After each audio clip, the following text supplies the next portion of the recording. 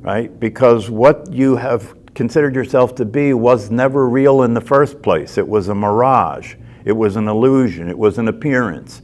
And you've identified yourself with that all your life. And now that that's starting to be seen for what it is and be seen not to be real, right, it immediately starts to dissolve like a mirage, right? And then fear will come up because I thought I was this. If this disappears, what will I be? Where will I be, right? So it's like a death experience, right?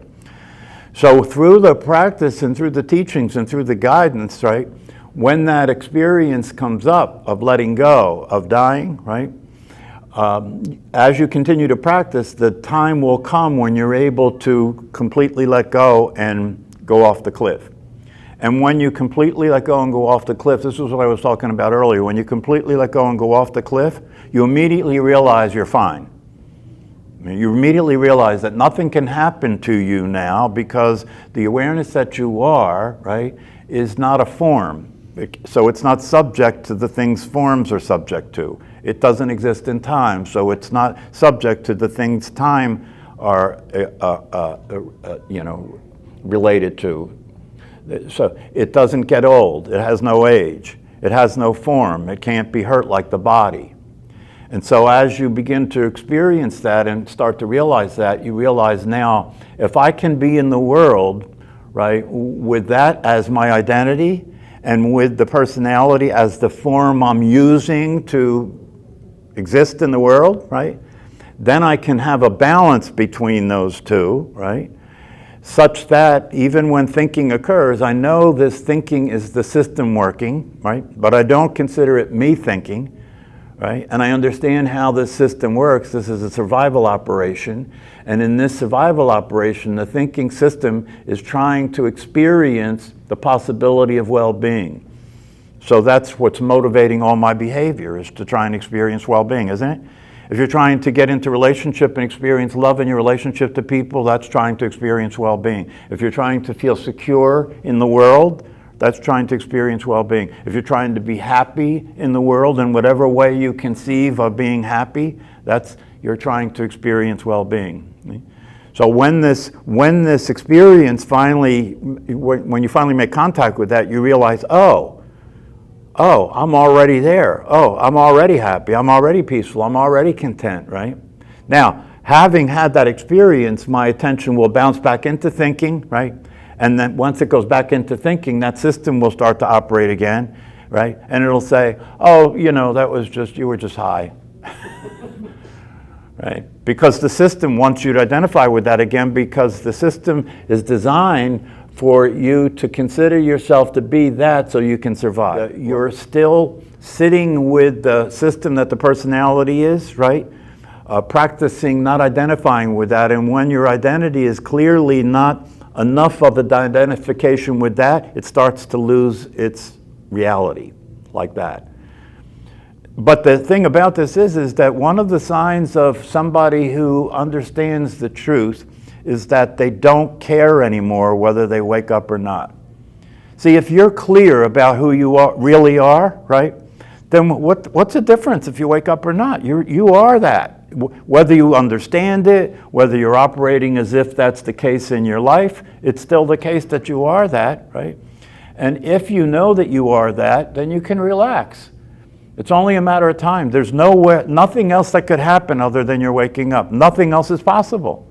They're the only two possibilities, being asleep and identifying with the body and the personality, or being awake and knowing your true nature as the awareness. They're the only two possibilities. And everybody on the planet is in the process of waking up. Some know it when they studied the teachings and they're practicing meditation. The majority don't know it. They're still, depositing their money in a false bank. They're still playing the casino. They're still trying as a personality to get this to work and realize the possibility of being happy and satisfied. And of course, it's not possible for something that doesn't actually exist. That's why the sooner you die, the better. If you die now, if you go off that cliff now and you begin to experience yourself in a free fall, right? But the beauty of this free fall, right, is that there is no landing, right? It feels like a free fall, when you're no longer attached to the system, right? But that free fall is a free fall that's exhilarating, right? because they're never going to hit the ground. There's no ground to hit. You're just experiencing the excitement, right, of freedom, the excitement of anything can happen, right? But along with the experience that nothing can happen to me because there is no me. Awareness is not personal. You know, when you're sleeping at night and you're dreaming, isn't it true that you consider the dream to be real? You're experiencing the dream to be real, right? Right. And in that dream, you know, there is a form that you're in, and in that dream there's a story, there's a situation that's occurring and so forth, and you're reacting to it, and then you wake up and it disappears. Right? What the teachings tell us is that's the sleeping state of dreaming, right? And then when you wake up, that's the waking state of dreaming. Because if you're in a waking state and you consider yourself to be a personality, you're still dreaming. Because the personality has no real existence. It's not real. It's not alive. And if you consider yourself to be that, then you will feel this as something missing, and you'll be trying to get this experience that's possible. For most people, they have it associated with money, or they have it associated with material possessions, or they have it associated with that there needs to be a certain situation first, and then I can be happy. So I got to get that situation, whatever that situation is, right? Even in terms of the practice of meditation, the personality will still have you consider it to be a matter of things have to be a certain way, and then you can relax and be awake, right? Which will become the barrier to your waking up, because the truth is things aren't a certain way. Things are constantly changing all the time. They're never a certain way. Your thoughts are never a certain way. Your body's never a certain way. It's constantly changing. Every 7 years you have a completely different physical body. Everything's changing, right? The only thing that's not changing that allows you to see change, check this out. The only thing that's not changing that allows you to see change is the awareness which is not moving. Do you understand that something has to not be moving to see change? That's what Einstein discovered. Einstein looked at that and said, oh, if I was moving at the same rate everything is moving, would there be change? No, there wouldn't be change. That's the theory of relativity. There wouldn't be change, right? But what that says, and why Einstein had an awakening experience, was that he realized, oh, so if things are changing and I can see the change, I must not be changing. I have to be still to see the change, see? Right? So that's clear evidence of your true nature, which is unchanging, right? And he had an awakening. Einstein had an awakening. A lot of people quote Einstein in terms of some of the statements he made about the nature of reality, because he was seeing it from an awake state. He was seeing things as they are, right? That's what being awake is all about. You see things as they are. And even after you have the awakening and you experience your true nature, right? You wake up and you have a direct experience of yourself as the awareness itself, right? Right? And having had that experience is even if it's touched for a moment, it's fulfilling. Even if it's touched for a moment, it's like experiencing freedom briefly, and then it shuts back down again, like that, right? And even if you wake up, that will be the case. If you wake up, you will have had that direct experience of your true nature, all right? And then thoughts will occur, and it'll pull you back into the system, okay? But after you're awake, now you have an awake state from which to work with the system and see it for what it really is. And because that's the case, when it goes nuts, you just watch now instead of go nuts with it. Right? That'll change your life right there. Right? Because when it goes nuts, if you don't go nuts with it and you're able to maintain the awake state of your true nature, right, then you'll stop acting crazy. You'll stop saying stupid shit to people. You'll stop believing stupid shit in your own mind, right? So you can drive your car and relax instead of be upset all the time, right? Because when you're in the form of a personality and you're driving your car, the personality thinks you're in a race. Doesn't it? Yeah, doesn't it? If somebody gets in front of you, it's like, oh, I can't have that. You know, I've got to be first, right? That's the way the personality is. The personality is a competitive entity. The personality considers itself to be living in a game.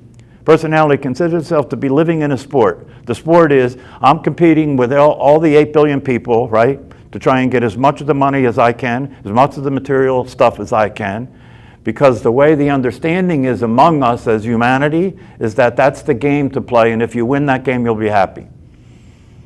Even though the evidence is obvious, people who seem to have won that game do not appear to be very happy. They appear to be afraid of losing what they have and getting more, right?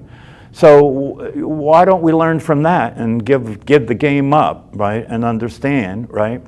That as long as you have a sufficient amount of food and shelter to stay alive, that's the bottom line. The rest of it's gravy. The rest of it's all psychological nonsense, you know? Not that there's anything wrong with that. You know what I mean? If you're an awake person, does that mean that you say, oh, if I win the lottery, I'll just give the whole thing away? No, it doesn't mean that, right? Because if you wake up to your true nature, you realize that our experience as a human being, right, it's to enjoy the experience of existing and enjoy the experience of being alive and so forth, right? It will be your nature if you're awake to be generous, right? But that doesn't mean that you give everything away and you don't have anything, you know? Because the reality that you experience from an awake point of view is to live your life in a balanced way, okay? Because when you see things as they are, you understand that balance is, as far as living your life in the world with a physical body in time and space, balance is the key to the whole thing, right? Meaning what? Meaning as I live my life, I'm paying attention to my experience in such a way where I understand that balance is when I am experiencing well-being, when I'm in a balanced state. In other words, I'm aware of a physical body, I'm aware of the personality, but I'm also aware of my true nature. This is my actual identity, right? But I'm using this form in the world, right? But I'm not letting this form run the show, right? I'm balancing myself with the form, right?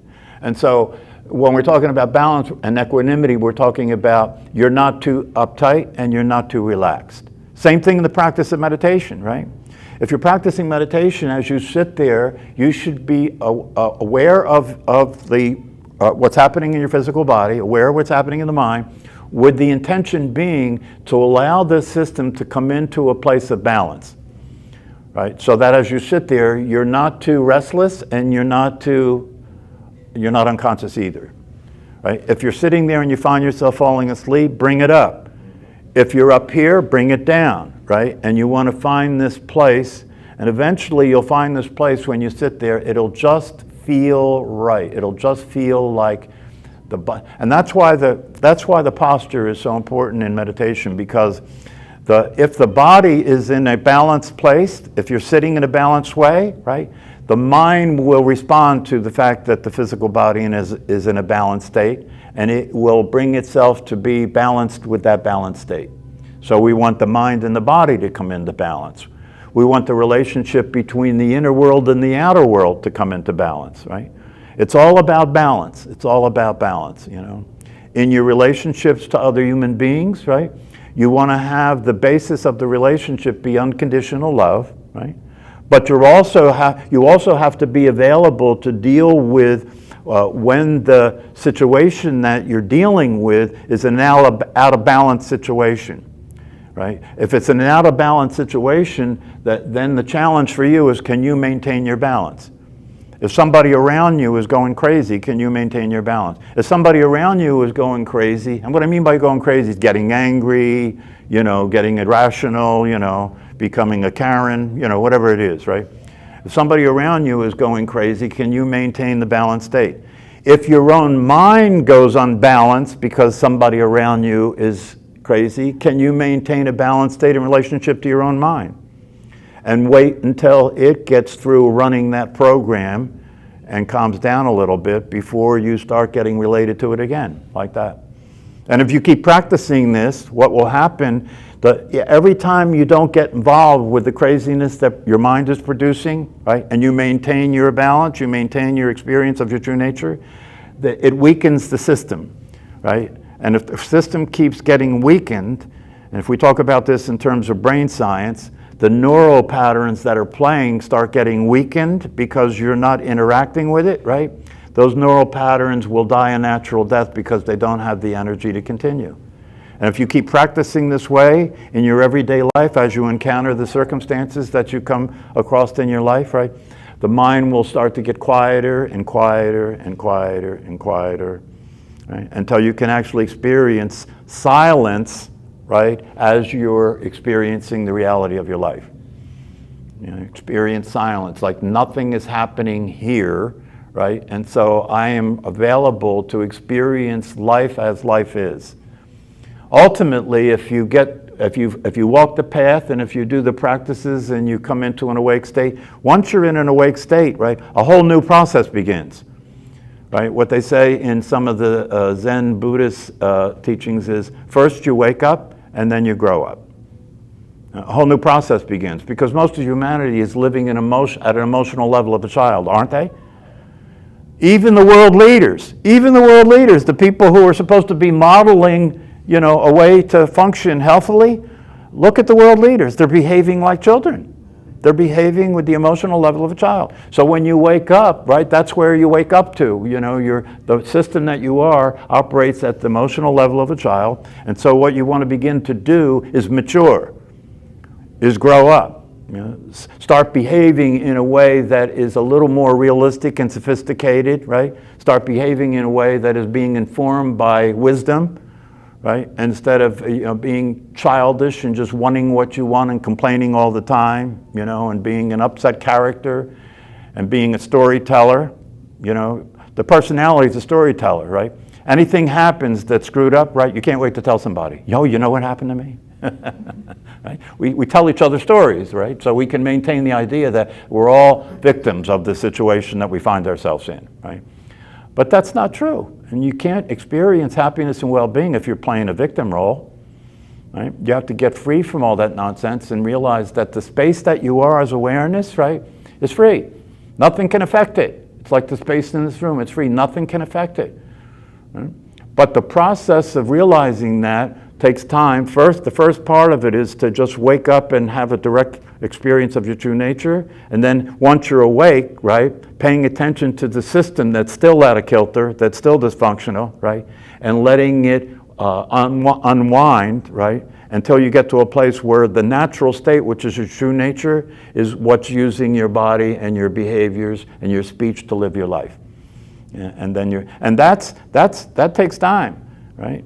Because even after you're awake, the ability to do things that are risky with other people that might hurt your feelings still has to be dealt with.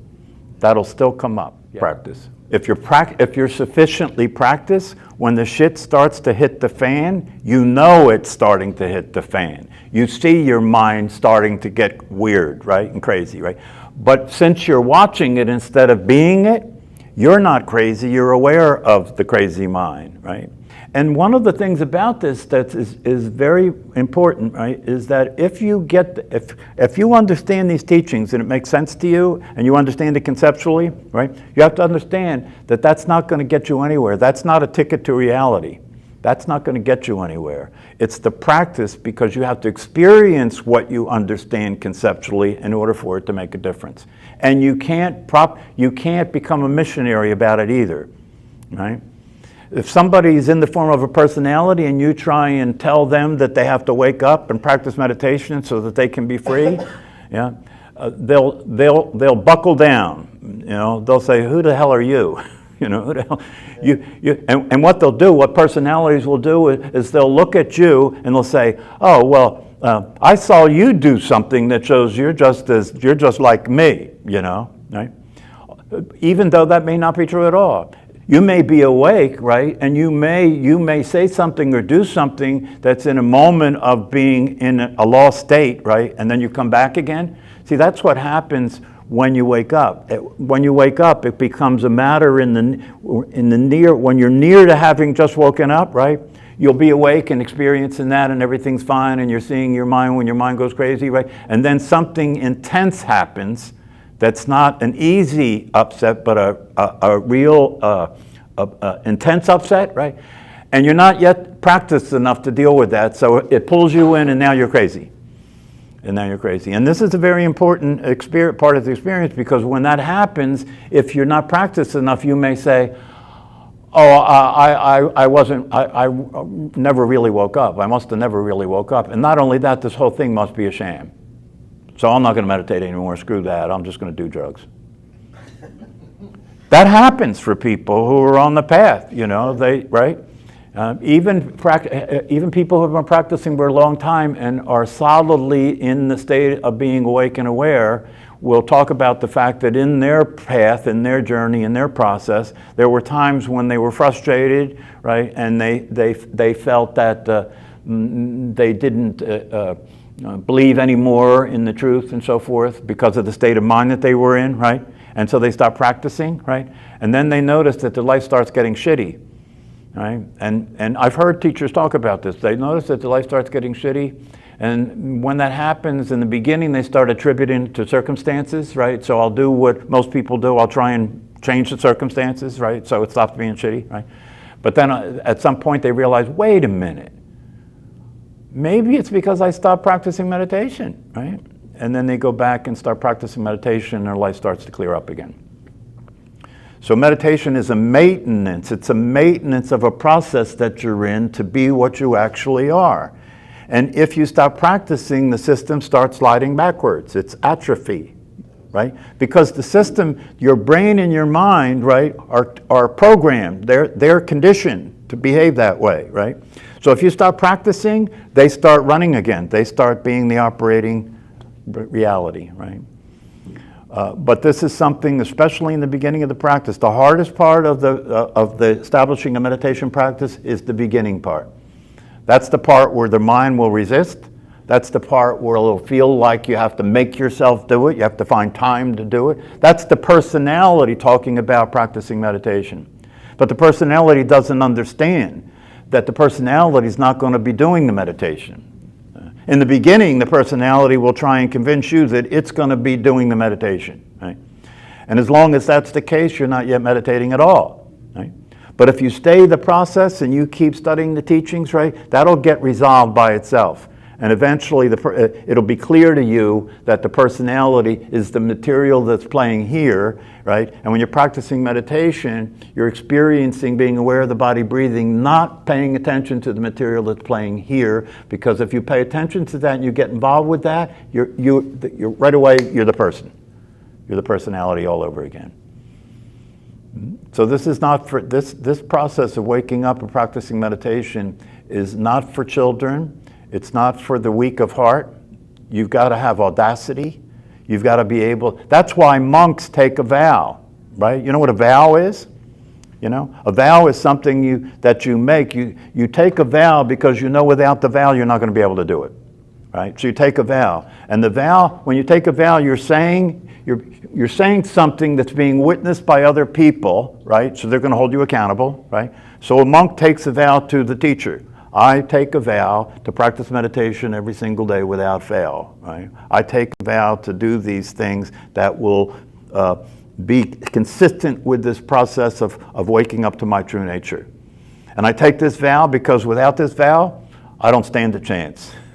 That's why you take a vow, right? And so if you're smart, you take a vow to practice meditation every single day, and that vow means that your word, your integrity, right, whether your word matters or not is on the line now. And so you practice meditation so that no matter what the case is, you'll do it anyway.